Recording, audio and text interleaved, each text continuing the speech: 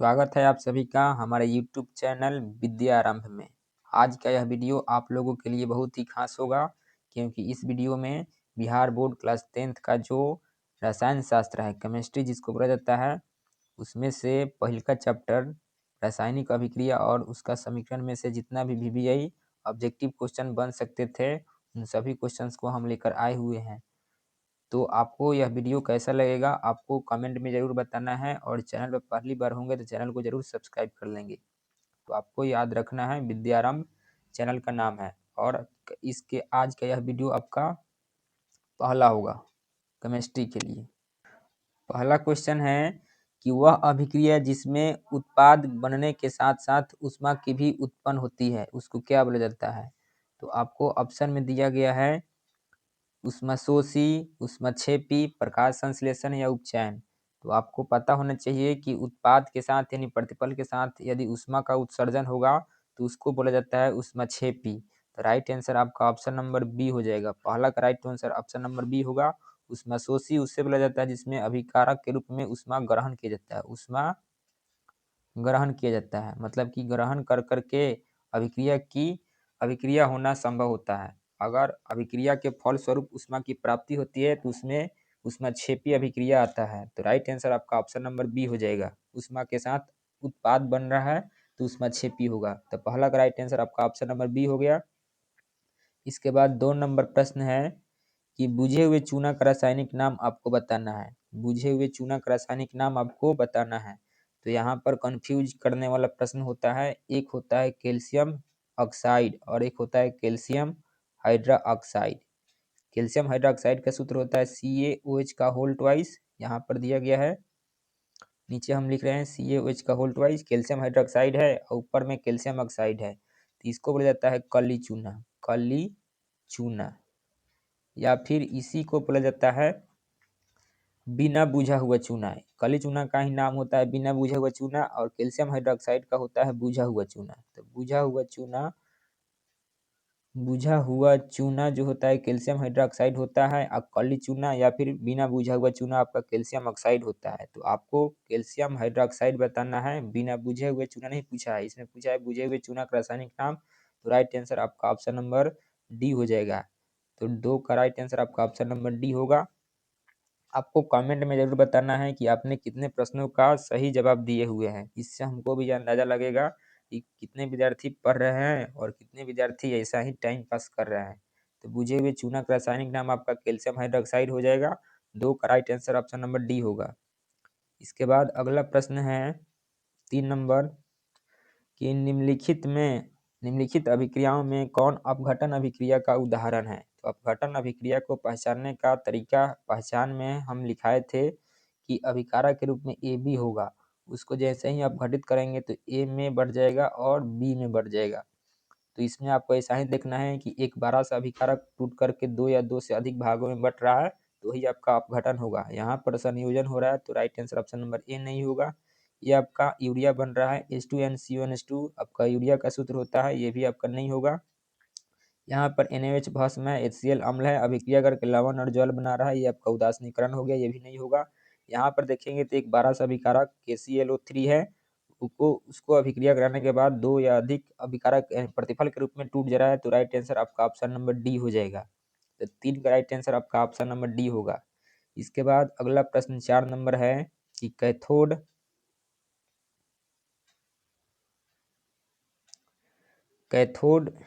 किरणों में क्या होता है। कैथोड किरणों में आपको बताना है क्या होता है।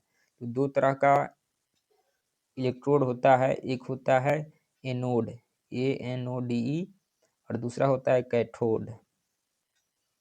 तो आपको ये पहचान करना होता है। तो इसके लिए एक ट्रिक हम बताए हैं या फिर हम बताते हैं पैनिक करके, PANIC, जिसमें P से आपका पॉजिटिव निकलता है और A से आपका एनोड निकलता है। मतलब एनोड जो होगा हमेशा और हमेशा पॉजिटिव होगा। N से निगेटिव होता है, I से कोई मतलब नहीं निकलता, लेकिन C से आपका कैथोड निकलता है। तो कैथोड आपका जो भी होगा निगेटिव में होगा। आप देखेंगे तो इलेक्ट्रॉन पर आपका माइनस का होता है आवेश, प्रोटॉन पर प्लस का होता है और न्यूट्रॉन पर कोई नहीं होता है। इनमें से कोई नहीं ऑप्शन नंबर नहीं होगा।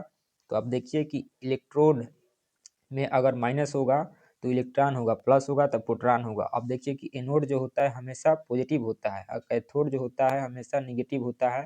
तो निगेटिव किसके पास होगा? इलेक्ट्रॉन के। तो कैथोड किरण में इलेक्ट्रॉन उपस्थित होता है। तो राइट आंसर आपका 4 का ऑप्शन नंबर ए हो जाएगा। इस प्रकार से आपको लॉजिक लगा करके क्वेश्चन का जवाब दे देना होता है। तो राइट आंसर आपका ऑप्शन नंबर ए हो गया। इसके बाद 5 नंबर प्रश्न में दिया गया है कि कैल्शियम कार्बोनेट को जैसे ही अभिक्रिया करा रहे हैं तो कैल्शियम ऑक्साइड और कार्बन डाइऑक्साइड गैस की प्राप्ति हो रहा है। देखिए एक 12 अभिकारक ए बी है, इसको अभिक्रिया कराने पर ए में और बी में बट गया है। ए इसमें आपका कैल्शियम ऑक्साइड बन रहा है और बी जो है आपका कार्बन डाइऑक्साइड है और ए बी आपका कैल्शियम कार्बोनेट है और अभिक्रिया हुआ है तो आपका वियोजन हो गया है। तो राइट आंसर आपका ऑप्शन नंबर ए हो जाएगा, 5 का ए। ऑप्शन नंबर ए वियोजन रासायनिक अभिक्रिया। इसके बाद 6 नंबर प्रश्न में दिया गया है कि निम्नलिखित में कौन रासायनिक समीकरण संतुलित है? तो संतुलित रासायनिक समीकरण से पहले आपको एक एक्स्ट्रा बात याद रखना है कि संतुलित रासायनिक समीकरण हमेशा नियम का जिस पालन का पालन करता है उसका नाम होता है द्रव्यमान संरक्षण का नियम। द्रव्यमान संरक्षण का नियम। आपसे एग्जाम में प्रश्न वीवीआई के रूप में प्रश्न बनता है, हर एक बार प्रश्न पूछा जाता है कि द्रव्यमान संरक्षण के नियम पर कौन सी रासायनिक अभिक्रिया आधारित है? तो आपका आंसर होगा संतुलित रासायनिक समीकरण। या फिर इसको दूसरे तरीके से भी पूछ सकता है कि संतुलित रासायनिक समीकरण किस नियम पर लागू होता है? तो इसका आंसर होगा द्रव्यमान संरक्षण के नियम पर। आपको संतुलित रासायनिक समीकरण क्वेश्चन में बताना है। संतुलित में आपको देखना होता है कि जो भी रासायनिक अभिक्रिया भाग ले रहा है उसमें अभिकारक में और प्रतिफल में प्रत्येक तत्वों की परमाणुओं और अणुओं की संख्या समान होनी चाहिए। तो यही आपको देखना है। देखिए कि Mg इसमें 1 है, ऑक्सीजन इसमें 2 है। Mg इसमें 1 है, ऑक्सीजन इसमें 2 है, तो ये गलत हो गया, बराबर नहीं है। Zn देखेंगे, Zn इसमें 1 है, इसमें भी 1 है। H2 इसमें 2 है, इसमें भी 2 है। SO4 आपका 1 है, SO4 1 है। तो राइट आंसर आपका ऑप्शन नंबर बी होगा। बाकी सी को भी चेक करेंगे तो Fe आपका 1 है, ठीक है। Cl2 इसमें अभिकारक के रूप में 2 है और Cl3 इसमें 3 है, तो ये गलत हो गया। H2 इसमें 2 है, इसमें 1 है, ये भी गलत हो गया। तो राइट आंसर आपका ऑप्शन नंबर बी मिल रहा है। 6 का राइट आंसर बी होगा, जो कि संतुलित रासायनिक समीकरण के रूप में है। इसके बाद 7 नंबर प्रश्न में दिया गया है कि निम्नलिखित में कौन समीकरण संतुलित नहीं है? मतलब कि असंतुलित आपको बताना है। असंतुलित सेम वही नियम आपको लगाना है। अभिकारक और प्रतिफल में तत्वों और अणुओं की संख्या को देखना है। अगर समान हो गया तो संतुलित है, समान नहीं है तो असंतुलित है। इसमें हाइड्रोजन 4 है, इसमें भी 4 है। ऑक्सीजन इसमें 2 है, इसमें भी 2, ये आपका संतुलित है। यहाँ पर देखें KCl इसमें 2 है, इसमें भी 2 है, ठीक है। ऑक्सीजन इसमें 6, इसमें भी 6 है, बराबर है, ये संतुलित है। H2 इसमें 2 है, इसमें भी Cl2 2 है, इसमें भी सब सेम है। अब इसमें देखेंगे PbO, तो PbO, Pb तो 1 है, O इसमें 6 हो रहा है, नहीं सॉरी, O इसमें 6 हो रहा है, लेकिन इसमें यहाँ पर देखेंगे तो 1 2 3 3 2 5 ही हो रहा है, जो कि हमको बराबर नहीं हो रहा है। तो राइट आंसर आपका ऑप्शन नंबर डी हो गया, ये आपका असंतुलित है। इसको आपको याद रखना है और साथ में इस इक्वेशन को याद रखेंगे कि लेड नाइट्रेट को जब गर्म करेंगे तो PbO लेड ऑक्साइड और नाइट्रोजन डाइऑक्साइड साथ में ऑक्सीजन निकलेगा, जो कि नाइट्रोजन डाइऑक्साइड का रंग भूरा रंग का होता है। भूरा रंग का होता है। ये आपका वीवीआई प्रीवियस ईयर का क्वेश्चन है, इसको आप जरूर याद रखेंगे। इसके बाद अगला प्रश्न है 8 नंबर कि अपचयन निम्नलिखित में क्या हो सकता है? क्या होता है? ऑप्शन में दिया गया हाइड्रोजन का वियोग, इलेक्ट्रॉन का त्याग, ऑक्सीजन का योग या फिर इनमें से सभी। तो अपचयन को बोला जाता है अवकरण। अपचयन का दूसरा नाम आपका अवकरण होता है और अवकरण में आपको पता होगा कि अवकरण में ऑक्सीजन जो होता है इसकी कमी होती है और हाइड्रोजन जो होता है इसमें इसकी वृद्धि होती है और इलेक्ट्रॉन में इसका क्या होता है? ग्रहण होता है। इलेक्ट्रॉन का इसमें ग्रहण किया जाता है। तो ये देखिए कि तीनों कंडीशन इसमें कौन सा मिल रहा है? हाइड्रोजन का वियोग मतलब कि हाइड्रोजन की वृद्धि हो रही है? नहीं। अगर हाइड्रोजन की वृद्धि होगा तो अवकरण होगा, इसमें हाइड्रोजन का ह्रास हो रहा है। वियोग का मतलब ह्रास हो जाएगा, तो ये आपका गलत हो गया। इलेक्ट्रॉन का त्याग नहीं होता है, इसमें ग्रहण होता है, ये भी आपका गलत हो गया। ऑक्सीजन का योग हो रहा है क्या? तो ऑक्सीजन का योग अगर देखेंगे तो ऑक्सीजन की इसमें तो कमी होती है, तो ये भी आपका गलत हो गया। तीन में से सभी दिया गया है, तीन में से सभी इसमें का ऑप्शन नहीं है, इसमें का सभी ऑप्शन आपका गलत दिया गया है। इसको आप सुधारेंगे, बोल देंगे इनमें से कोई नहीं, none of these, none of these. इसका राइट आंसर जो होगा आपका नॉन ऑफ दीज होगा, इनमें से कोई नहीं। आपको ये तीनों याद रखना है कि अवकरण में या फिर अपचयन इसको बोला जाएगा तो ऑक्सीजन की कमी होगा, हाइड्रोजन की वृद्धि होगा, इलेक्ट्रॉन का ग्रहण किया जाएगा, तो यही जाके अवकरण या फिर अपचयन कहलाएगा। तो राइट आंसर आपका ऑप्शन नंबर डी हो जाएगा, नॉन ऑफ दीज। इसके बाद 9 नंबर प्रश्न है कि जल में विद्युत अपघटन करने पर कैथोड पर कौन सी गैस मुक्त होती है। तो जल का जो सूत्र होता है आपका H2O होता है। इसको जब हम अपघटन करते हैं तो दो तरह का इलेक्ट्रोड अभी हम बताए हैं, एक कैथोड और दूसरा एनोड। तो कैथोड और दूसरा एनोड होता है, एनोड ANODE। देखेंगे कि इसमें क्या होता है। तो जो अपघटन करेंगे तो जल इसमें टूट जाएगा, हाइड्रोजन में, हाइड्रोजन प्लस में, ऑक्सीजन 2 माइनस में टूट जाता है। तो कैथोड पर हमेशा और हमेशा जो गैस निकलता है वो होता है हाइड्रोजन, और एनोड पर जो निकलता है जल का अपघटन करने पर वो होता है ऑक्सीजन। तो आप देखिए कि इस प्रकार से हाइड्रोजन जो हुआ कैथोड में प्राप्त हुआ। तो इसका राइट आंसर जो होगा आपका ऑप्शन नंबर बी होगा। ऐसा क्यों? क्योंकि अभी हम बताए थे जो कैथोड होता है वो आपका निगेटिव होता है, तो निगेटिव वाला पॉजिटिव को आकर्षण करेगा। देखिए कि यहाँ पर हाइड्रोजन प्लस में आया है, ये होता है कैथोड निगेटिव में, तो निगेटिव और पॉजिटिव आपस में आकर्षित करेगा और चिपका देगा। इस प्रकार से कैथोड पर हाइड्रोजन गैस प्राप्त होगा। इसके बाद जो अगला प्रश्न है 10 नंबर, कि कौन सी गैस उत्सर्जित होगी जब धातुएं जल के साथ अभिक्रिया करेंगी। तो जब कोई भी धातु है, जैसे कि हम मान लीजिए कि यहाँ पर हम ले लिए हैं Zn और अभिक्रिया हम करा रहे हैं H2A से, तो अभिक्रिया करने पर इसमें देखिए कि दो तरह का गैस हुआ है, जल में हाइड्रोजन गैस है और ऑक्सीजन है। तो यहाँ पर अभिक्रिया होने पर जिंक ऑक्साइड बन जाएगा और लास्ट में आपका हाइड्रोजन निकल जाएगा गैस के रूप में। आप जो भी धातु लेंगे और उसकी अभिक्रिया जल से कराएंगे तो हमेशा और हमेशा गैस के रूप में जो निकलेगा वो आपका हाइड्रोजन गैस होगा। ये अभिक्रिया जो होगा, आपको VBI प्रश्न है कि कोई भी धातु अगर जल के साथ अभिक्रिया करती है तो हमेशा और हमेशा निकलेगा हाइड्रोजन गैस। तो इसका राइट आंसर जो होगा आपका ऑप्शन नंबर सी हो जाएगा। तो 10 का राइट आंसर आपका ऑप्शन नंबर सी हुआ। इसके बाद 11 नंबर प्रश्न में दिया गया है कि Fe2O3 को एल्युमिनियम के साथ अभिक्रिया कराया जा रहा है, तो एल्युमिनियम ऑक्साइड और लोहा की ऊपर अभिक्रिया दिया गया है। तो इसमें आपको पहचानना है कि कौन सी अभिक्रिया का उदाहरण है। संयोजन का पहचान होता है अगर दो अभिकारक है तो मिल करके एक प्रतिफल के रूप में प्राप्त होगा। वियोजन का इसी का सेम होगा उल्टा, ये भी एक अभिकारक होगा 12 और टूट करके दो भागों में बढ़ जाएगा। द्विविस्थापन में अपने आयनों का आदान प्रदान होता है, आयनों का आदान प्रदान। लेकिन विस्थापन में जो होता है इसको एकल विस्थापन भी बोल सकते हैं। विस्थापन अभिक्रिया को, इसमें जो शक्तिशाली तत्व होगा अपने से कम शक्तिशाली तत्वों को, मतलब क्रियाशील तत्वों को विस्थापित कर देगा और उसका स्थान स्वयं ले लेगा। तो यहाँ पर अगर देखेंगे तो एल्युमिनियम जो होता है Fe से, लोहा से अधिक क्रियाशील होता है, तो ये एल्युमिनियम लोहा को हटा देगा और उसका स्थान ले लेगा। तो Al2O3 बना दिया है, ठीक है, और लोहा की जगह एल्युमिनियम ले लिया है, तो लोहा भाग गया है, विस्थापित हो गया है। तो यहाँ पर आपका विस्थापन अभिक्रिया का उदाहरण यहाँ पर दिया गया है अभिक्रिया। तो राइट आंसर आपका 11 का ऑप्शन नंबर डी हो जाएगा। जितना भी प्रश्न आपको दिया गया है हम दिखा रहे हैं या फिर सॉल्व करवा रहे हैं, ये सभी आपका प्रीवियस ईयर क्वेश्चन पूछा गया है बिहार बोर्ड के द्वारा। तो आप इसको जरूर अपने कॉपी में हो सके तो नोट डाउन जरूर कर लेंगे या फिर इसको अपने याद करने का प्रयास करेंगे। इसके बाद अगला प्रश्न है, और कमेंट में जरूर बताएंगे कि आपको यह प्रश्न कैसा लगा और आपने कितने प्रश्नों का उत्तर दिया, ठीक है। और चैनल पर पहली बार होंगे तो चैनल को जरूर सब्सक्राइब कर लेंगे और वीडियो को जरूर लाइक करेंगे। तो चलिए 12 नंबर प्रश्न है कि लोहे के जो चूर्ण होता है उस पर टनु हाइड्रोक्लोरिक अम्ल डालते हैं तो क्या हमें बनता है, मतलब क्या चीज़ की प्राप्ति होती है।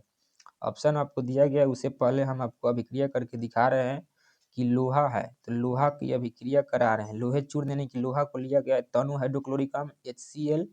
तो यहाँ पर बनेगा क्या, तो लोहा के साथ अभिक्रिया करने पर हाइड्रोजन गैस तो यहाँ पर निकल जाएगा ना, और इस पे अभिक्रिया कराएंगे तो FeCl2 बनेगा। FeCl2 यानी फेरस क्लोराइड बनेगा और हाइड्रोजन गैस की प्राप्ति होगा। तो देखिए कि कौन सा ऑप्शन नंबर इसमें मिल रहा है, हाइड्रोजन गैस मिलेगा एवं आयरन क्लोराइड बनेगा, यानी फेरस क्लोराइड उसी को आयरन क्लोराइड बोलते हैं। ऑप्शन नंबर ए ही पहला करेक्ट हो रहा है। क्लोरीन तो नहीं मिल रहा है, कोई अभिक्रिया ऐसा नहीं है, आयरन लवण और जल बनता नहीं है, तो पहला का राइट आंसर हो जाएगा। 12 का पहला ऑप्शन जो दिया गया है हाइड्रोजन गैस और आयरन क्लोराइड बनेगा, यही आपका अभिक्रिया होगा। यहाँ पर हम आपका अभिक्रिया दिखा दिए हैं। इसके बाद अगला प्रश्न जो है 12 नंबर के बाद 13 नंबर, कि श्वसन किस प्रकार की अभिक्रिया है? ये देखिए आपका क्वेश्चन सोचने पर मजबूर कर देगा। ऑप्शन के हिसाब से इसमें टिक किया जाता है। श्वसन किस प्रकार की अभिक्रिया है? तो श्वसन की अभिक्रिया आपको पता होगा कि श्वसन करते हैं तो हमें ऊर्जा की प्राप्ति होती है। तो एक तरह का इसमें ऊर्जा की प्राप्ति नहीं हो रही है तो ऊष्माक्षेपी हो रहा है, ऊष्माक्षेपी। और ये ऊष्माक्षेपी के अलावा अपचयन नहीं, उपचयन भी हो सकता है, जिसको बोलते हैं ऑक्सीकरण। ऑक्सीकरण ये दोनों हो सकता है, ऑक्सीकरण। तो आपको यहाँ पर देखिए कि ऑप्शन में दिया गया उपचयन भी दिया गया है और उसमें छेपी भी दिया गया है। तो आपको इसमें दिमाग लगाना है कि जब दोनों ऑप्शन में दिया गया हो तो सबसे पहले आप जिस ऑप्शन को चुनेंगे वो होना चाहिए उसमें छेपी। Option number D. तो राइट आंसर आपका ऑप्शन नंबर डी होगा। फिर से हम बोल रहे हैं कि जब दोनों ऑप्शन में दिया गया हो तो सबसे पहले प्रायोरिटी आपको देना है उसमें छेपी का, क्योंकि इससे हमें अधिक मात्रा में ऊर्जा की प्राप्ति होती है। तो ऑप्शन नंबर डी को आपको सबसे पहले चुनना है, ठीक है। लेकिन आपको दोनों याद रखना है, अगर उसमें छेपी ऑप्शन में नहीं है तो आप जाएंगे उपचयन के साथ, ठीक है। तो इसको आप जरूर दिमाग में रखेंगे। इसके बाद अगला प्रश्न है 14 नंबर कि जो अभिक्रिया दिया गया है कॉपर ऑक्साइड का हाइड्रोजन के साथ अभिक्रिया करके कॉपर और जल बन रहा है H2O, तो किस प्रकार की अभिक्रिया है? तो देखेंगे कि यहाँ पर कॉपर ऑक्साइड है, अभिक्रिया करा रहे हैं हाइड्रोजन से तो बन रहा है कॉपर और जल यानी कि H2O मिल रहा है। तो देखिए कि इसमें ऑक्सीजन पहले से था, यहाँ पर आके हट गया है, मतलब कि ऑक्सीजन की कमी हो गई है, मतलब अवकरण हुआ है, अवकरण हुआ है, ठीक है। और यहाँ पर हाइड्रोजन था और इसमें आकर ऑक्सीजन जुड़ रहा है, तो जुड़ रहा है तो यहाँ पर ऑक्सीकरण हो रहा है। तो साथ ही साथ प्रक्रिया दोनों हो रही है, मतलब एक ऐसी रासायनिक अभिक्रिया जिसमें अवकरण और ऑक्सीकरण दोनों प्रक्रियाएं साथ ही साथ हो तो उसको हम रेडॉक्स बोलते हैं। ये आपका वीवीआई क्वेश्चन हुआ, तो राइट आंसर आपका ऑप्शन नंबर डी होगा। ना उपचयन होगा, उपचयन को ही ऑक्सीकरण बोला जाता है, ना अपचयन होगा, अपचयन को अवकरण बोला जाता है, उदासीनीकरण तो है ही नहीं। इसमें दोनों अभिक्रिया साथ ही हो रही है, इसलिए इसका राइट आंसर रेडॉक्स हो जाएगा, ऑप्शन नंबर डी। आप जितना भी प्रश्न हम दिखा रहे हैं ये सब वीवीआई क्वेश्चन है, इसको आप हल्के में नहीं लेंगे। इसके बाद अगला प्रश्न है कि इलेक्ट्रॉन के स्थानांतरण से बने यौगिक क्या कहलाते हैं? ये आपका प्रश्न एक एक्स्ट्रा टाइप हो गया है, तो चलिए इससे कोई बात नहीं। इलेक्ट्रॉन के स्थानांतरण से हमेशा बनता है विद्युत संयोजन यौगिक। ये आपका 4 चैप्टर का आ गया है। चलिए कुछ दिक्कत नहीं है। सहसंयोजक साझा से बनता है, ये नहीं होगा। कार्बनिक नहीं होगा, कोई नहीं होगा। इलेक्ट्रॉन के संयोजन से यानी कि स्थानांतरण से जो बनता है विद्युत संयोजन यौगिक बनता है। आपको इसको चाहे तो याद कर सकते हैं या फिर इसको 4 चैप्टर में या फिर 3 चैप्टर में आपको मिल ही जाएगा, ठीक है। ये एक एक्स्ट्रा प्रश्न है। इसके बाद अगला प्रश्न है 16 नंबर कि नीचे दी गई अभिक्रिया का कथन आप में कौन सही है, इसको आपको बताना है। तो देखेंगे आप गौर से तो इसमें कॉपर है, तो कॉपर की अभिक्रिया ऑक्सीजन से कराया जा रहा है तो कॉपर ऑक्साइड की प्राप्ति हो रहा है। तो अगर देखेंगे तो इसमें कॉपर के साथ ऑक्सीजन जुड़ रहा है, मतलब कि कॉपर का ऑक्सीकरण हो रहा है। तो राइट आंसर आपका ऑप्शन नंबर ए ही हो जाएगा। ऑप्शन नंबर ए हो जाएगा, कॉपर का अवकरण नहीं हो रहा है, कॉपर का नाइट्रेशन नहीं हो रहा है। तो राइट आंसर आपका ऑप्शन नंबर ए होगा। कॉपर के साथ ऑक्सीजन जुड़ने के कारण कॉपर का ऑक्सीकरण हो रहा है, किस रूप में? कॉपर ऑक्साइड के रूप में हो रहा है, ठीक है। कॉपर का ऑक्सीकरण कॉपर ऑक्साइड के रूप में हो रहा है। तो राइट आंसर 16 का ऑप्शन नंबर डी सॉरी ए होगा। इसके बाद है 17 नंबर कि इसमें सिल्वर क्लोराइड का जो पूछा गया है रंग कैसा होता है। वीवीआई प्रश्न है प्रीवियस ईयर का कि सिल्वर क्लोराइड का जो आपका पहले सूत्र होगा AgCl होता है, AgCl होता है। ये रंग में आपका होता है हमेशा श्वेत रंग का। AgCl AgCl का रंग कैसा होता है? श्वेत यानी फिर उजला, उजला। तो राइट आंसर आपका ऑप्शन नंबर ए हो जाएगा। AgCl का रासायनिक सूत्र यानी कि रंग होता है आपका श्वेत रंग का। इसका सूत्र आपका AgCl याद रखना है। इसके बाद अगला प्रश्न है 18 नंबर की कैल्शियम कार्बोनेट को अभिक्रिया करा रहे हैं कैल्शियम ऑक्साइड के साथ। एक मिनट, क्या हो रहा है? सॉरी इसमें एरो छूट गया है, इसमें एरो आप ऐड करेंगे। इस प्रकार से दिया गया है कैल्शियम कार्बोनेट का अभिक्रिया ठोस है, अभिक्रिया यानी ऊष्मा दे रहा है हीट, तो कैल्शियम ऑक्साइड ठोस और प्लस में आपका कार्बन डाइऑक्साइड गैस प्राप्त हो रहा है। ये आपका अभिक्रिया है, तो बताना ही कैसा है। तो आपका एक बड़ा अभिकारक टूट जा रहा है, वियोजन हो रहा है। तो राइट आंसर आपका ऑप्शन नंबर ए हो जाएगा। इसके बाद अगला प्रश्न है साग सब्जियों। देखिए यहाँ पर वीवीआई एम वीवीआई आप कर सकते हैं कि साग सब्जियों के विघटन होकर कंपोस्ट बनना किस प्रकार की अभिक्रिया का उदाहरण है? तो साग सब्जियों का जो कंपोस्ट होकर बनता है तो वो आपका ऊष्माक्षेपी अभिक्रिया का उदाहरण होता है, मतलब कि इसमें से ऊष्मा की प्राप्ति होती है, ऊष्मा बाहर निकलता है। तो इसको याद रखेंगे। ऑप्शन नंबर बी इसका ऊष्माक्षेपी हो जाएगा। ऊष्माशोषी नहीं होगा, उभयगामी भी नहीं होगा, प्रतिस्थापन भी नहीं होगा। उभयगामी कहने का मतलब क्या होता है? मतलब कि ये दोनों दिशाओं में संपन्न होती है। वैसी रासायनिक अभिक्रिया जो आगे भी हो पीछे भी हो उसको उभयगामी बोलते हैं। इसको अनुत्क्रमणीय नहीं उत्क्रमणीय भी बोल सकते हैं, ठीक है। तो उभयगामी का मतलब यही होता है। ऊष्माक्षेपी में ऊष्मा की प्राप्ति होती है प्रतिफल के रूप में, और वही साग सब्जियों का विघटन होकर कंपोस्ट बनता है तो ऊष्मा प्राप्ति होता है। तो राइट आंसर 19 का बी होगा। 20 नंबर प्रश्न है कि निम्नलिखित में कौन सा लेड नाइट्रेट को गर्म करने पर प्राप्त होता है? देखिए आपसे पूछ ही लिया है, ये 2018 में सबसे पहले प्रश्न पूछा गया था। जो PbNO3 होता है इसका होल ट्वाइज इसको जब गर्म करेंगे तो PbO बनेगा, NO2 बनेगा और ऑक्सीजन गैस बनेगा। यही आपका प्रतिफल के रूप में प्राप्त होता है PbO, यानी कि लेड ऑक्साइड, नाइट्रोजन डाइऑक्साइड और नाइट्रोजन गैस। तो आप देखिए कि कौन सा है। तो यहाँ पर PbO तो छोड़ दिया है, बाकी दो ऑप्शन दिया गया नाइट्रोजन डाइऑक्साइड और नाइट्रो ऑक्सीजन। नाइट्रोजन डाइऑक्साइड का रंग भी आप रखेंगे भूरा रंग का, याद रखेंगे। तो यहाँ पर ऑप्शन नंबर बी में दिया गया है, केवल यही दो दिया गया, बाकी ऑक्सीजन और नाइट्रोजन, नाइट्रोजन डाइऑक्साइड केवल नहीं, ऑक्सीजन की भी केवल नहीं, दोनों प्राप्त होना चाहिए। और साथ में अगर PbO दिया हो तो और बेस्ट है, ठीक है। लेकिन इसमें PbO नहीं दिया गया है तो ऑप्शन के अनुसार आपका ऑप्शन नंबर बी हो जाएगा। इसके बाद जो अगला प्रश्न है कि निम्नलिखित में कौन सही है? निम्नलिखित में कौन सही है? देखेंगे कि जो सोडियम कार्बोनेट डॉट 5H2O ये किसी का भी सूत्र नहीं होता है, 7H2O भी नहीं होता है, 2H2O भी नहीं होता है, लेकिन सोडियम कार्बोनेट 10H2 इसको बोल सकते हैं सोडियम कार्बोनेट डेकाहाइड्रेट। ये आपका सूत्र होता है जो कि धोबिया सोडा का सूत्र होता है, ठीक है। धोने वाला सोडा का रासायनिक सूत्र यही होता है, धोबिया सोडा इसको बोल सकते हैं। इसका रासायनिक नाम सोडियम कार्बोनेट डेकाहाइड्रेट। इसमें आपसे एक और प्रश्न पूछता है कि सोडियम कार्बोनेट जो धोने वाला सोडा होता है इसमें रावाकरण के कितने जल होते हैं? 10 अणु होते हैं। इसमें देखेंगे तो जल में 10 अणु लगा हुआ है, तो 10 अणु रावाकरण के जल होते हैं, तो इसको आप याद रखेंगे, ठीक है।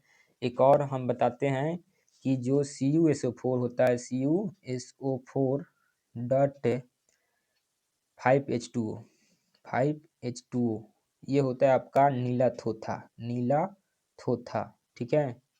एक और होता है FeSO4 डॉट 7H2O ये आपका होता है हरा थोथा, हरा थोथा। इसको भी आप याद रखेंगे, ठीक है। इसको तूतिया भी बोल सकते हैं, तूतिया, ठीक है। या फिर नीला कशिश, नीला थोथा या फिर तूतिया। FeSO4.7H2O को हरा थोथा या हरा कशिश बोल सकते हैं, इसको भी आप याद रखेंगे और इसको तो आप याद रखेंगे जरूर ही जरूर, ठीक है। इसके बाद अगला प्रश्न है 22 नंबर कि लोहा को जिंक से लेपित करने की प्रक्रिया क्या कहलाती है? इसमें दो चार प्रश्न जो है एक्स्ट्रा भी प्रिंट हम कर दिए हैं क्योंकि आपके अगले एक्सरसाइज में जो चैप्टर है उसमें आपका कवर हो जाएगा। इससे आपको अंदाजा रहे कि हमको ये प्रश्न VBI के रूप में पढ़ने को मिला था, तो इसको हम गौर से पढ़ेंगे। तो इसलिए हमारा मकसद यही था। तो लोहा को जिंक जो होता है उसको लेपित करने की प्रक्रिया को हम क्या कहते हैं? तो लोहा को जंग से बचाने के लिए हम उस पर एक जिंक की परत चढ़ा देते हैं, जिसका नाम उस प्रक्रिया का होता है गैल्वेनीकरण। ऑप्शन नंबर बी, संक्षारण नहीं होता है, पानी चढ़ाना नहीं होता है, विद्युत अपघटन नहीं होता है। तो लोहा को जंग से बचाने की प्रक्रिया में जिंक का परत चढ़ाना गैल्वेनीकरण कहलाता है। यह आपका VBI प्रश्न है, ऑब्जेक्टिव भी है, इसको जरूर आप याद रखेंगे। इसके बाद है 23 नंबर प्रश्न कि जस्ता तथा तनु हाइड्रोक्लोरिक अम्ल की अभिक्रिया के फलस्वरूप निम्नलिखित में कौन सा गैस बनेगा?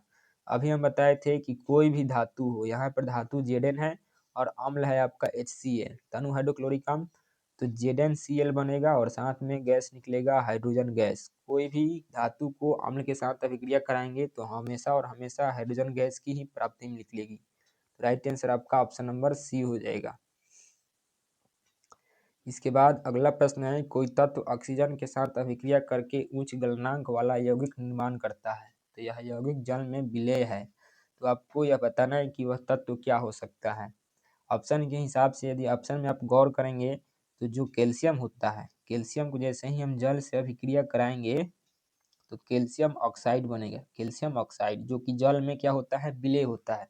यही इसको कली चूना बोलते हैं। बाजारों से हम जो कली लेकर आते हैं चूना, एक कली चूना होता है, जल में डालते हैं तो घुल जाता है और कैल्शियम हाइड्रोक्साइड बना देता है, यही कली चूना। तो जल में विलय है, तो राइट आंसर आपका ऑप्शन नंबर ए ही हो जाएगा, बाकी ऑप्शन गलत दिया गया है। ठीक है, इसको भी एनसीईआरटी का प्रश्न है, इसको याद रखेंगे। इसके बाद अगला प्रश्न है कि जल के एक अणु में हाइड्रोजन एवं ऑक्सीजन के परमाणुओं की संख्या का अनुपात आपको बताना है। जल का एक अणु मतलब कि H2O है ना यहाँ पर, तो H2O में यहाँ पर एक अणु लगा हुआ है, तो आपको हाइड्रोजन और ऑक्सीजन का अनुपात देखना है। तो देखिए कि हाइड्रोजन कितना है और ऑक्सीजन कितना है, तो देखेंगे हाइड्रोजन इसमें 2 है, ऑक्सीजन इसमें 1 है। तो इस प्रकार से हाइड्रोजन और ऑक्सीजन का अनुपात जो निकला है 2:1 निकला है। तो आपको अच्छे से इसको ध्यान रखना। अगर यहीं पर आपको 2H2O बोल दे, मतलब कि जल के 2 अणु में ऑक्सीजन और हाइड्रोजन का अनुपात आपको निकालना हो, तो 2 दूना का 4 हाइड्रोजन हो गया और 2 आपका ऑक्सीजन हो गया। इस प्रकार 4:2 हो गया। इसको भी आप काटेंगे तो 2:1 ही निकलेगा, लेकिन ऑप्शन में ये भी दिया जाता है। ठीक है, अगर 2 अणु हो तो, लेकिन यहाँ से आपको 1 अणु पूछा था, तो राइट आंसर आपका ऑप्शन नंबर बी होगा, 2:1। इसके बाद अगला प्रश्न है कि नीचे दी गई अभिक्रिया के संबंध में कौन सा कथन सत्य है। यहाँ पर अभिक्रिया आपको दिया गया है कि ZnO को अभिक्रिया कार्बन से करा रहे हैं तो जिंक और कार्बन मोनोऑक्साइड प्राप्त हो रहा है। तो देखिए कि इसमें आपको ध्यान से देखना पड़ता है कि पहले ZnO में ऑक्सीजन था, इसमें ऑक्सीजन Zn से निकल जा रहा है, मतलब कि इसमें क्या हो रहा है, ZnO का अवकरण हो रहा है, मतलब कि ZnO अपचयित हो रहा है, अपचयित हो रहा है। तो इसका राइट आंसर आपका ऑप्शन नंबर बी ही हो जाएगा। इसमें और ऑप्शन देखेंगे तो कार्बन अपचयित हो रहा है कि उपचयित हो रहा है, तो कार्बन को आप देखेंगे तो कार्बन जो है आपका यहाँ पर कार्बन मोनोऑक्साइड यहाँ पर हो रहा है, मतलब कार्बन इसमें जुट जा रहा है। ठीक है, तो ये भी तो ऑप्शन राइट ही लग रहा है, कार्बन मोनोऑक्साइड अपचयित हो रहा है, कार्बन मोनोऑक्साइड जो है उपचयित हो रहा है या फिर नहीं, इसको भी चेक करेंगे। तो कार्बन मोनोऑक्साइड जो है ये आपका उपचयित हो रहा है, मतलब कि कार्बन में ऑक्सीजन जाकर के जुट जा रहा है। तो इस प्रकार से ये आपका ऑप्शन नंबर सी भी राइट है, तो राइट आंसर आपका ऑप्शन नंबर डी हो जा रहा है, इनमें से सभी हो जाएगा। ठीक है, इनमें से सभी, ऑप्शन नंबर डी इसका करेक्ट आंसर होगा।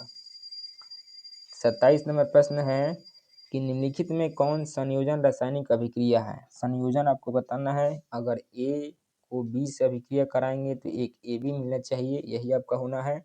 देखेंगे तो अभिक्रिया में H2 को O2 से अभिक्रिया कराएंगे तो H2O, यही आपका संयोजन है। राइट आंसर आपका ऑप्शन नंबर ए हो गया। बाकी के अगर चेक करेंगे तो ये आपका वियोजन हो रहा है, ये भी आपका इसमें एरो छूट गया है, यहाँ पर एरो है।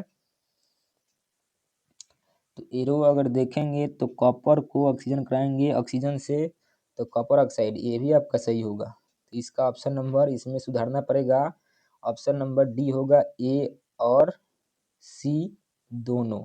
तो राइट आंसर आपका ऑप्शन नंबर डी हो जाएगा, ए और सी दोनों। ऑप्शन नंबर ए भी सही है और सी भी सही है, तो इसका right answer option number D हो गया, ऑप्शन नंबर डी, ए और सी दोनों। ठीक है, इसके बाद 28 नंबर प्रश्न है कि निम्नलिखित अभिक्रियाओं में से कौन विस्थापन अभिक्रिया है। देखेंगे तो ये आपका वियोजन है, नहीं होगा।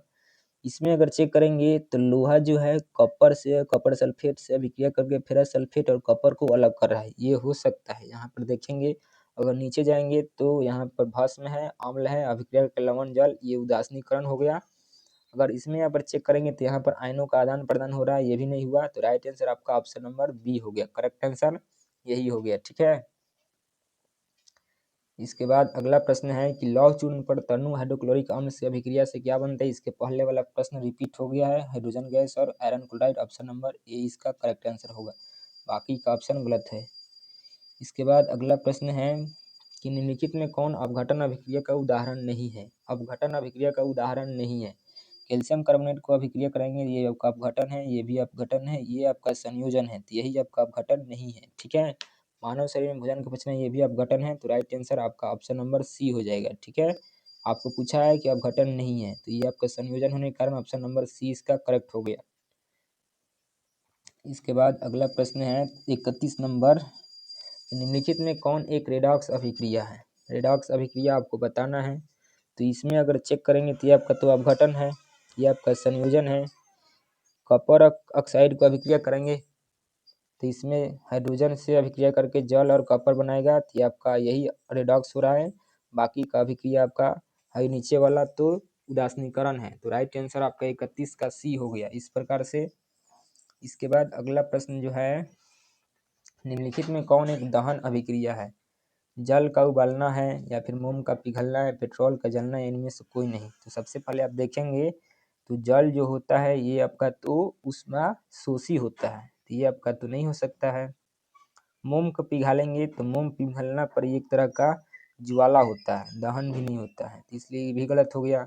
पेट्रोल को अगर जलाएंगे तो ऊष्मा और प्रकाश देगा और साथ में ऑक्सीजन की उपस्थिति में रहेगा। दहन का अभिक्रिया का कंडीशन होना चाहिए, ऑक्सीजन भी उपस्थिति होना चाहिए और इसके फलस्वरूप ऊष्मा और प्रकाश यानी कि लाइट मिलना चाहिए। तो यही आपका राइट आंसर होगा।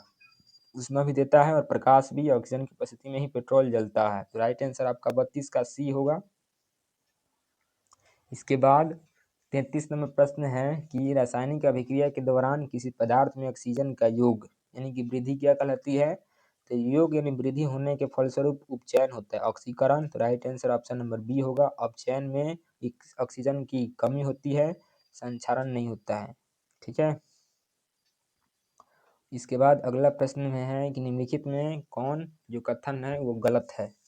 गलत कथन का पहचान करना है। ऑक्सीकारक में ऑक्सीजन किसी पदार्थ से जुड़ता है। ऑक्सीकारक में ऑक्सीजन किसी पदार्थ से जुड़ता है। 2 नंबर में है कि अवकारक में हाइड्रोजन किसी पदार्थ से जुड़ता है। ये ऑक्सीकारक खुद को ऑक्सीकृत कर लेता है या ऑक्सीकारक खुद को अवॉक्सीकृत कर लेता है। तो इसमें आपको यहाँ पर देखेंगे तो आपको कुछ समझ ही में नहीं आता होगा, ठीक है। लेकिन हम आपको बता दे रहे हैं कि जो ऑक्सीकारक में है ऑक्सीजन, इसमें खुद पदार्थ जुड़ता है, ये आपका सही है। ऑक्सीकारक में ऑक्सीजन जाके जुड़ता है, अवकारक में हाइड्रोजन जाके जुड़ता है, ठीक है, ये भी आपका दिया गया है। लेकिन ऑक्सीकारक खुद को ऑक्सीकृत नहीं करता है, यही आपका गलत है, ठीक है। ऑक्सीकारक खुद को अवॉक्सीकृत कर देता है, ये आपका ठीक है। तो राइट आंसर आपका ऑप्शन नंबर सी हो जाएगा। इसको आप याद रखेंगे, ये थोड़ा अलग सा क्वेश्चन था। इसके बाद अगला प्रश्न है कि किसी यौगिक से रासायनिक अभिक्रिया में हाइड्रोजन का हटना, इसमें आपको बताना है। तो हाइड्रोजन का जो हटना होता है या फिर ऑक्सीजन की वृद्धि होगा तो आपका उपचयन होता है, और अपचयन में हाइड्रोजन का वृद्धि होता है और ऑक्सीजन का कमी होता है। तो इसमें हाइड्रोजन का हटना पूछा है, तो हाइड्रोजन का अगर हटना पूछा है तो आपका उपचयन यानी कि ऑक्सीकरण हो जाएगा। बाकी ऑप्शन आपका गलत है, इसको आप जरूर ध्यान में रखेंगे, कन्फ्यूजन कर देता है। आपको याद ही रहेगा लेकिन आप ऑप्शन में देखेंगे उपचयन, अपचयन या फिर ऑक्सीकरण, तो कन्फ्यूज अपने आप हो जाएंगे, लेकिन आपको कन्फ्यूज नहीं होना है। 36 नंबर प्रश्न में किसी वस्तु को हवा में जलाने के लिए एक निश्चित न्यूनतम ताप की आवश्यकता होती है, उसको आप उस ताप को क्या बोलते हैं? ऑप्शन दिया गया प्रज्वलन ताप, राइट है। बाकी ऑप्शन गलत है। प्रज्वलन ताप का ही दूसरा नाम है, इसका जो दूसरा जो नाम है आपका ये होता है ज्वलन ताप, ज्वलन ताप, ठीक है। या फिर इसको आप दूसरा बोल सकते हैं क्रांतिक ताप। क्रांतिक ताप तो नहीं, लेकिन नहीं याद आ रहा है, प्रज्वलन ताप या फिर ज्वलन ताप आपको याद रखेंगे, ठीक है। कि वह न्यूनतम ताप जिस पर कोई पदार्थ जलना शुरू करता है उसको ज्वलन ताप बोलते हैं या फिर प्रज्वलन ताप बोलते हैं, इसको आप याद रखेंगे। इसके बाद 37 नंबर प्रश्न है कि एक भूरे रंग का चमकदार तत्व एक्स की वायु की उपस्थिति में गर्म कराने पर वह काले रंग का हो जाता है, तो उस काले रंग का आपका नाम बताना है। तो उस काले रंग का जो नाम होगा आपको, ये भी एनसीईआरटी क्वेश्चन है, कॉपर होता है। काले रंग का जो तत्व होता है वो जैसे ही ऑक्सीजन की उपस्थिति में जलाएंगे यदि काले रंग का हो जाएगा। तो राइट आंसर आपका सी होगा। बाकी ए, बी और डी जो है गलत दिया गया है। इसके बाद अगला प्रश्न है कि Na2SO4 सोडियम सल्फेट को अभिक्रिया बेरियम क्लोराइड से किया गया है, बेरियम क्लोराइड से। तो बेरियम सल्फेट और सोडियम क्लोराइड मिल रहा है, तो किस प्रकार की अभिक्रिया हो रहा है देखेंगे तो यहाँ पर Na2 है, Na2 है और उसकी अभिक्रिया कराया गया है Na2SO4 है। Na2SO4 अभिक्रिया हुआ है BaCl2 से, BaCl2 से, तो बनना है इसके फलस्वरूप BaSO4 और साथ में NaCl। आप संतुलित कर लेंगे, छोड़िए, आप संतुलित करने वाला तो देवे किया है। आप देखेंगे तो इसमें अगर सोडियम में टूटेगा +2 में टूटेगा, SO4 -2 में टूटेगा, बेरियम भी +2 में, Cl2 भी -2 में। इस प्रकार से बेरियम प्लस में है तो ये माइनस में लेगा, तो BaSO4 बना लिया है, और Cl2 माइनस में है और Na2 प्लस में है, दो में तो प्लस माइनस को लिया। इस प्रकार से आयनों का आदान प्रदान होकर के बन रहा है। तो ये आपका द्विविस्थापन या फिर उभय विस्थापन अभिक्रिया का उदाहरण है। तो राइट आंसर आपका ऑप्शन नंबर डी होगा। आपको यदि 12-12 यौगिक दिया गया है और 12-12 यौगिक ही बन रहा है, इस प्रकार से आप रिलेट कर सकते हैं कि ये जो भी अभिक्रिया होगा द्विविस्थापन का अभिक्रिया होगा या फिर उभय विस्थापन का। ठीक है, 39 नंबर प्रश्न है इसके बाद कि Zn की अभिक्रिया CuSO4 से करा रहे हैं। ZnSO4 बन रहा है और Cu जो हो रहा है विस्थापित हो रहा है, तो अभी विस्थापित हो रहा है, तो एकल विस्थापन अभिक्रिया यानी विस्थापन अभिक्रिया का हो जाएगा। Right answer option number B होगा। 40 नंबर प्रश्न में है कि कॉपर की अभिक्रिया ऑक्सीजन से कराने पर कार्बन डाइऑक्साइड मिल रहा है, तो ये किस प्रकार की अभिक्रिया है। ठीक है, तो दो है और एक बन रहा है, तो संयोजन हो रहा है। ऑप्शन नंबर सी इसका करेक्ट आंसर हो गया। इसके बाद जो है 41 नंबर की कॉपर ऑक्साइड है नहीं सॉरी कैल्शियम ऑक्साइड की अभिक्रिया जल से करा रहे हैं, तो कैल्शियम किधर गया, कैल्शियम हाइड्रोक्साइड की प्राप्ति हो रहा है। ठीक है, तो आपको बताना है कि कौन सी रासायनिक अभिक्रिया है। देखिए कि दो है और एक प्राप्त हो रहा है, यह भी आपका संयोजन हो गया। राइट आंसर आपका ऑप्शन नंबर ए। यहाँ पर यदि आपको उसमें छेपी भी दिया होता और ऑप्शन में संयोजन भी होता, तो सबसे पहले आप किस पर टिक करते हैं। तो सबसे पहले आप ऑप्शन में अगर दोनों दिया है तो दोनों को टिक करेंगे। अगर कोई इसमें से संयोजन या उसमें छेपी में से जो भी एक दिया है तो उसमें से एक करेंगे, लेकिन अगर दोनों दिया है तो ऐसा इसमें नहीं हो सकता। अगर दे भी दिया तो आप सबसे पहले टिक करेंगे उसमें छेपी को। ठीक है, इसके बाद अगला प्रश्न है कि ऊष्मा के द्वारा दी गई वियोजन अभिक्रिया कहते हैं। ऊष्मा के द्वारा जो की गई होती है वियोजन अभिक्रिया, तो उसको हम ऊष्मीय वियोजन बोलते हैं। तो right answer option number B, नाम से ही स्पष्ट हो जाना चाहिए कि ऊष्मा दे रहे हैं तभी जाके वो अपघटित हो रहा है, तो ऊष्मीय वियोजन कहलाएगा। ठीक है, ऑप्शन नंबर बी। 43 नंबर प्रश्न है कि जिन अभिक्रियाओं में ऊर्जा अवशोषित होती है उन्हें बोला जाता है। ठीक है, अभिक्रियाओं में ऊर्जा का अवशोषण, तो उसमें शोषी, ऊर्जा का अवशोषण होगा उसमें शोषी, ऊर्जा का निष्कासन होगा उसमें क्षेपी। अगर ऑक्सीजन का योग और हाइड्रोजन का वियोग उस उपचयन और संयोजन में दो मिलकर के एक होना चाहिए, लेकिन इसमें पूछा गया अवशोषण, तो उसमें शोषी। Option number A.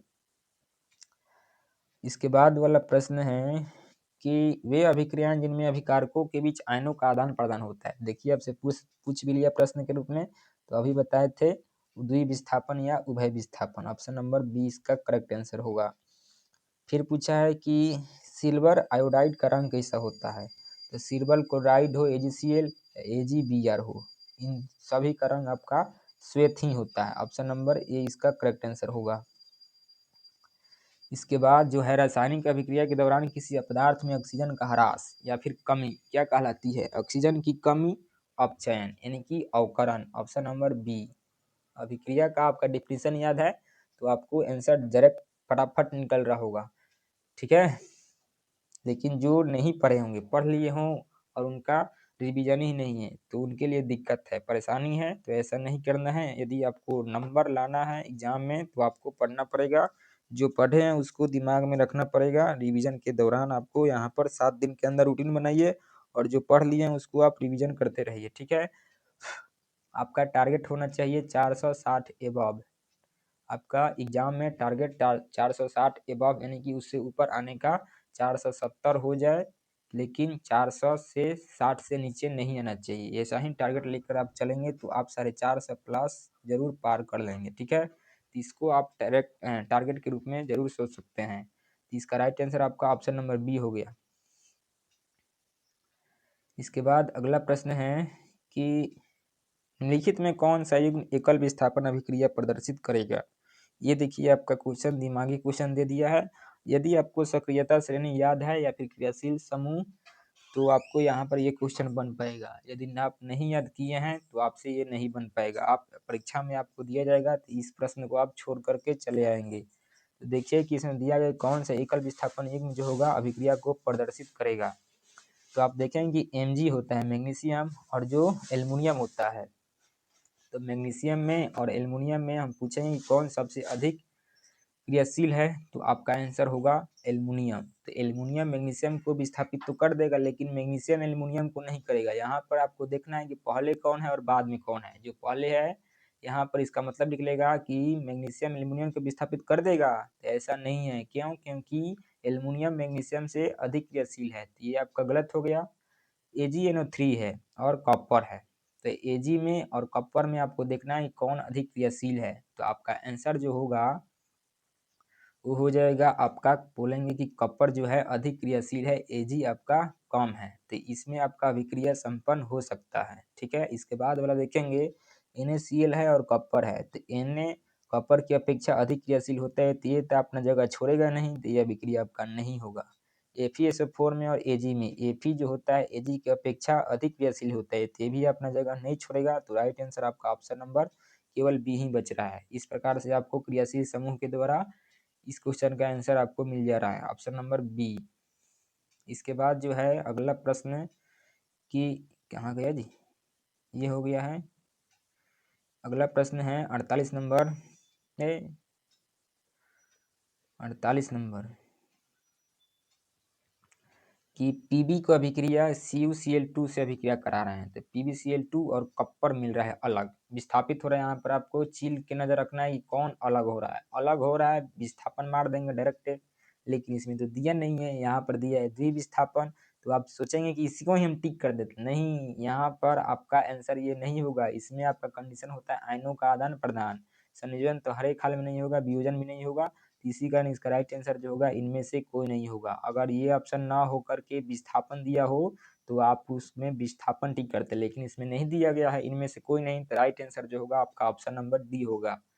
क्वेश्चन को पढ़े और इसको सॉल्व करने में जल्दीबाजी नहीं करें, आप सबसे पहले क्वेश्चन पढ़िए और ऑप्शन को और गौर से पढ़िए, तब जाके आप आंसर को टिक सकते हैं, नहीं तो ऐसा ही हड़बड़ी के चक्कर में गलत हो जाता है। 48 के बाद 49 नंबर प्रश्न है कि वायुरोधी बर्तन में खाद्य सामग्री रखने पर उपचयन की गति जो होगी क्या होगी। उपचयन की गति यानी कि ऑक्सीकरण की जो प्रक्रिया होगी कि वायुरोधी बर्तन में जब खाने को रखेंगे तो धीमी हो जाती है। राइट आंसर आपका ऑप्शन नंबर ए होगा, बाकी गलत होगा। यही आपका विकृत गंधिता होता है, मतलब कि ताज़ा भोजन वाला होता है कि ताज़ा भोजन को उसको सुरक्षित रखने के लिए हम क्या करते हैं, तो उसमें एंटीऑक्सीडेंट लगा देते हैं, या फिर उसको वायुरुद्ध बर्तन में रख देते हैं, या फिर इसको रेफ्रिजरेटर या फ्रिज में रख देते हैं, तो उसमें ऑक्सीकरण की प्रक्रिया जो होती है धीमी हो जाती है। तो राइट आंसर आपका ऑप्शन नंबर ए होगा। अभी भी यही प्रश्न है। इसके बाद 50 नंबर प्रश्न है कि जब तक सल्फ्यूरिक अम्ल की अभिक्रिया में निम्नलिखित में कौन सी गैस निकलती है। ये क्या हो रहा है, ऑप्शन कुछ समझ में नहीं आया। क्वेश्चन कि जब तक सल्फ्यूरिक अम्ल के बीच अभिक्रिया में निम्नलिखित में क्या गैस निकलता है।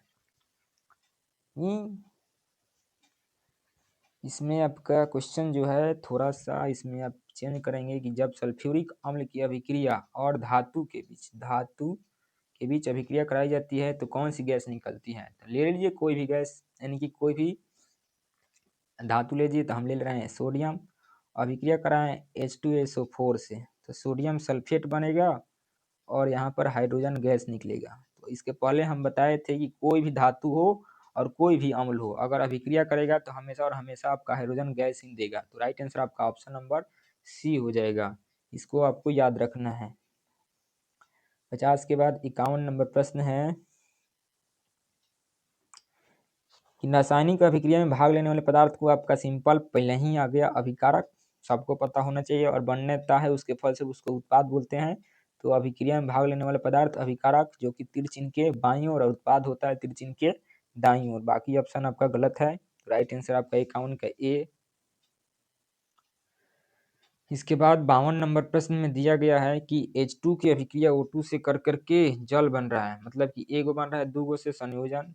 आसान प्रश्न, अब इसमें समय देने की आवश्यकता नहीं है। निम्नलिखित में कौन ऑक्सीकरण की अभिक्रिया नहीं है। ऑक्सीकरण की अभिक्रिया नहीं है। दहन जो होता है ऑक्सीकरण होता है, श्वसन भी होता है, भोजन का पचना भी होता है, अवक्षेपण आपका नहीं होता है। तो राइट आंसर जो होगा आपका ऑप्शन नंबर डी हो जाएगा। दहन कराते हैं ऑक्सीजन की उपस्थिति में ही, तो ऑक्सीकरण हुआ। श्वसन हमको करना है, ऊर्जा की प्राप्ति करना है, ऑक्सीजन लेंगे तभी होगा। भोजन को पचाना है तो ऑक्सीजन देंगे तभी तो जाके भोजन पचेगा और ऊर्जा मिलेगा, लेकिन अवक्षेपण में ऐसा नहीं होता है। तो राइट आंसर आपका ऑप्शन नंबर डी हो गया। जल्दी जल्दी कर दे रहे हैं क्योंकि समय जो हुआ बहुत ज़्यादा हो गया है, शायद 44-45 मिनट हो गया है। अगला प्रश्न है 54 नंबर की Fe4 की अभिक्रिया यहाँ पर तीर चिन्ह छूट गया है, तो लगा देंगे आप क्या, तीर चिन्ह। Fe4 की अभिक्रिया करा रहे हैं तो उसमें ऊष्मा देने के फलस्वरूप Fe2O3 और SO2 और SO3, ये भी आपको याद रखना है, ठीक है। कि जो FeSO4 जो होता है, इसको जैसे ही हम गर्म करते हैं तो Fe2O3 बनता है और साथ में SO3 और SO2 बनता है। इसको आपको प्रतिफल में प्रश्न पूछ लिया जाता है कि फेरस सल्फेट डट इसमें 7H2O होता है रावकरण का। इसको अगर हम गर्म करेंगे तो फेरिक ऑक्साइड, सल्फर ट्राइऑक्साइड और सल्फर डाइऑक्साइड मिलता है। तो ये कौन सी हो रहा है, वियोजन हो रहा है, मतलब कि एक से टूट करके दो या दो से अधिक भागों में बट जा रहा है प्रतिफल के रूप में, ये आपका वियोजन हो रहा है। तो अपघटन इसी को बोलते हैं, वियोजन या फिर अपघटन। तो राइट आंसर आपका ऑप्शन नंबर डी हो गया। 55 नंबर प्रश्न में दिया गया है कि जेडेनओ को कार्बन मोनोऑक्साइड के साथ अभिक्रिया करा रहे हैं, तो जेडेन और कार्बन डाइऑक्साइड बन रहे हैं, तो इसमें बोला कि कौन जो है अपचयित हो रहा है। ध्यान देंगे, इसमें बोला है कि कौन अपचयित हो रहा है। तो देखेंगे कि अपचयित हो रहा है मतलब कि इसका किसका अवकरण हो रहा है। तो जेडेन में ऑक्सीजन था, ऑक्सीजन निकल गया, तो जेडेन का तो अपचयित हो रहा है। ऑप्शन नंबर डी मिल गया, ऑप्शन नंबर डी। 55 का right answer option number D.